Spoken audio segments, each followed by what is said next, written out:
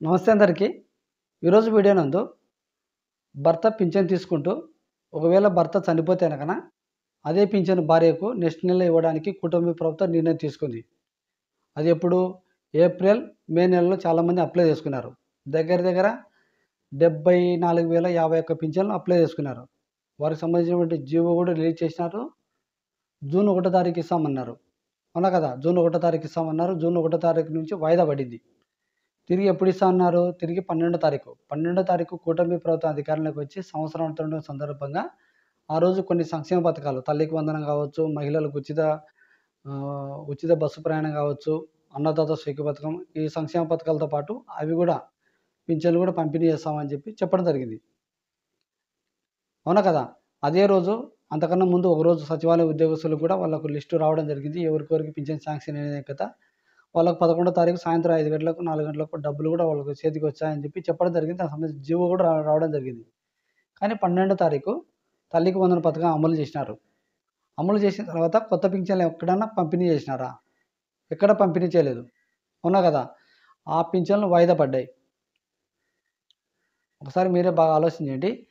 భర్తను కోల్పోయి మహిళలు చాలామంది ఆశపడ్డారు. ఆ పింఛన్లన్నా లబ్ధి పొందొచ్చు. ఆ పింఛన్లు కొత్త పింఛన్లు తీసుకోవడానికి చాలామంది ఎదురు చూసినారు పాపం. మరి అటువంటి వారికి పింఛన్లు ఇవ్వకుండా జూన్ 1 తారీఖు ఇవ్వకుండా జూన్ 12 తారీఖు అన్నారు. మరి జూన్ 12 తారీఖు కూడా వాయిదా పడింది. ఎప్పుడు ఇస్తాడు? వచ్చే నెల జూలైలో ఏమన్నా ఫస్ట్ తారీఖు ఇవ్వచ్చు. ఎందుకంటే ఈ నెల 12 తారీఖు ఇచ్చానకనా ఈరోజు డేట్ 14. అవునా కదా! మళ్ళీ తిరిగి 1 తారీఖు వచ్చేసరికి 17, 18 రోజులు కూడా ఉండదు. మళ్ళీ వాళ్ళకి అమౌంట్ అనేది మళ్ళా బడ్జెట్ పెంచాలి. ఇప్పుడు ఉన్నటువంటి పింఛన్లు కాకుండా ఈ 74,000 పింఛన్లు కూడా దాంట్లో కలుపుకుంటే అమౌంట్ పెరుగుతుంది. అవునా కదా! అమౌంట్ పెరిగినప్పుడు మళ్ళీ బడ్జెట్ పెరుగుతుంది. కాబట్టి అటువంటివన్నీ ఆలోచన చేసి గవర్నమెంట్ ఇప్పుడు లేకుండా వచ్చే నెల జూన్ 1 తారీఖు ఇవ్వాలని చెప్పేసి డిసైడ్ అయినట్టుంది. డేట్ అయితే కన్ఫర్మ్ చేయలేదు. జూలై 1 తారీఖు అయితే కన్ఫర్మ్ ఉండొచ్చు, చెప్పలేము.